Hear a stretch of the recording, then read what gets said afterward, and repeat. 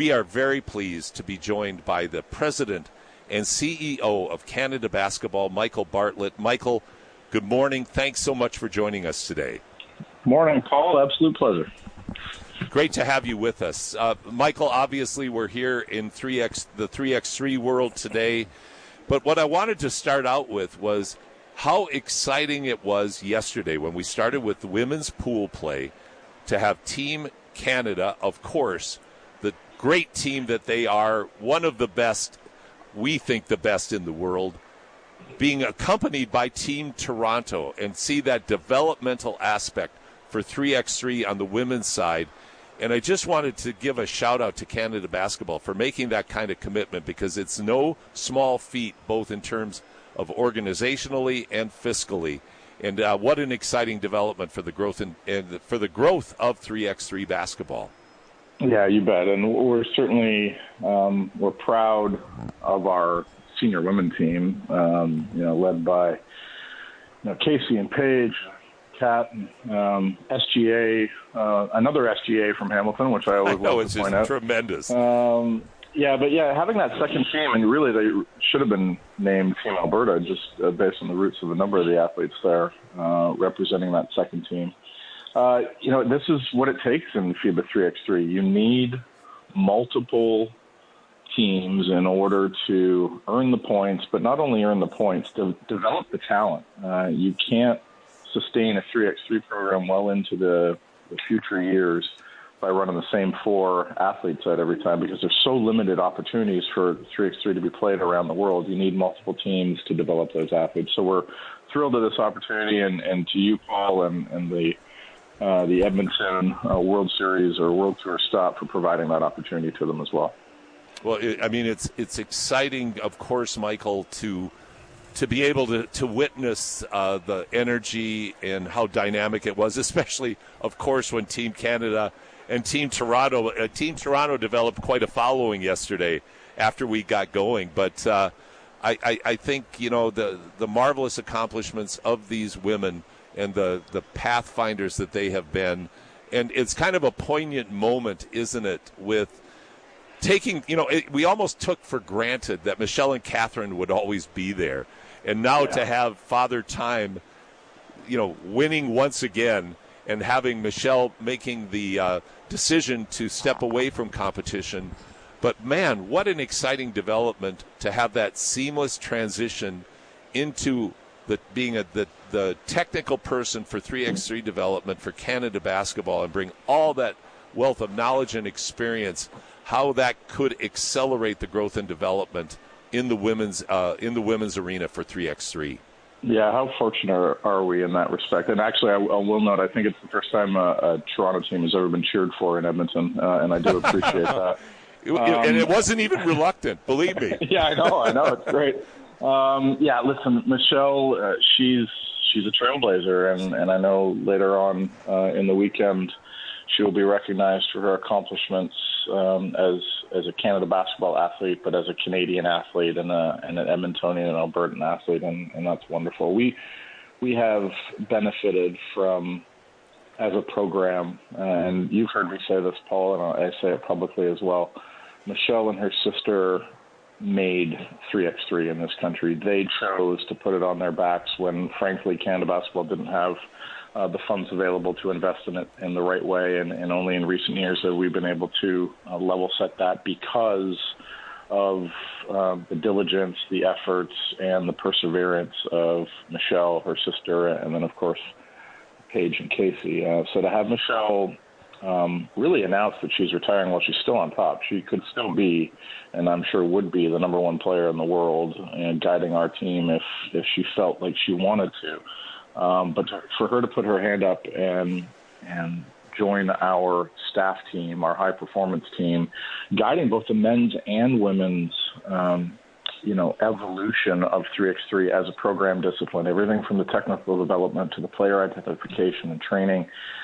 We do not have, and you and I have talked at length about this, a thriving 3x3 grassroots and community basketball or even provincial basketball ecosystem yet. So it's on us to, with an athlete and now program manager like Michelle, to be able to identify athletes that do have that unique capability, because it is a unique skill set, it is a unique gold medal profile as an athlete, to compete at 3x3. And what I love about this program is it gives our athletes in this country yet another opportunity, not just to represent their country, but there are earning opportunities as professionals in 3x3. And the more opportunities for athletes to earn a living in this game, the better. And the more opportunities for them to represent the country, the better. And 3x3 is providing that.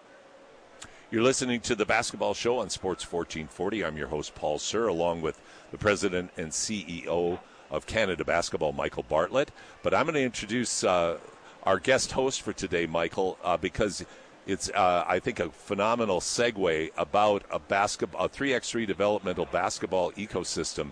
And Greg Jochams from Saskatoon and his Saskatoon Minor Basketball Association that he runs are very engaged in 3x3 development. And Greg has a few comments and questions for you. Yeah, Michael, it's great to be here and great to talk to you.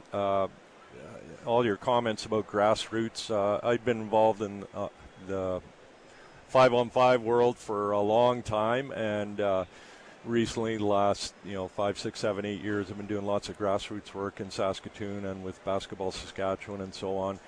Anyways, the 3-on-3 is trying to come to grips of how we can fit the 3-on-3 developmental model into the basketball grassroots ecosystem to continue to develop kids and players and coaches as we move forward. I'm just interested of discussions that Basketball Canada or Canada Basketball has had and thinking about where can we fit in the 3-on-3 into the provincial team models so that the grassroots can really grab hold of it. We've tried to do a lot of 3-on-3, and I think kids and families are really interested in it. We do have a league in Saskatoon, and we're looking at maybe trying to do a provincial series of events that lead to a provincial championship. But it's hard to try to, where does it fit, and what are your thoughts on that? Yeah, well, it's a great question, and I think sometimes maybe we think about it and complicate it. Think about it a little too much and complicate it a little too much. The beauty of 3x3, and I've had some conversations even with U Sports about this, the beauty of 3x3 is it's a first to 21 or 10-minute game.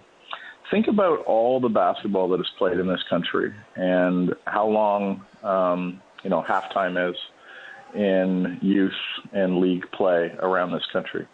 There has to be a way for us to create 3x3 competitions within a 5-on-5 competition without having to necessarily add to the time or infrastructure or even logistics of league play and development play in this country. I do believe, and I think this is inherent on Canada Basketball to work with the provinces to try and instill some 3x3 discipline into the way that the game is delivered. I firmly believe it is still one of the best ways to teach the game of basketball for youth under the age of 14. More 3x3 competition and more 3x3 runs are essential to learn the game in a more space environment before we just roll into 5-on-5. But then subsequently, we all have, and listen, my own Stratford Basketball Association that I'm a part of here in my hometown, there are multiple opportunities for us to create 3x3 runs within a 5-on-5 competition, whether that be at halftime or whether it be 10 minutes pregame or postgame as warm-up. So there is inherently, I think, a responsibility of Canada Basketball to ignite the interest of the basketball community, but I actually don't think it requires us to do too much parallel work. It can be integrated, and I think that's something that we have to crack fairly soon. Yeah, I agree. Trying to find an integration model where everyone feels comfortable and nobody feels that, the 3-on-3 world is starting to compete or take players away from the 5-on-5 groups. And, there is a struggle to try and figure out how that fits together. In Saskatoon and what we're trying to do, we do have our regular 5-on-5 league that runs, the typical October to March period of time within the community, but then we have a spring 3-on-3 league, and the uptake on that has been immense, and the positivity in terms of, you mentioned it, the development, more touches, more opportunities for kids to shoot the ball and play defense and in a closed space seems to really excite not only the kids who are at the more elite level, but also the entry level kids. It seems to be able to cover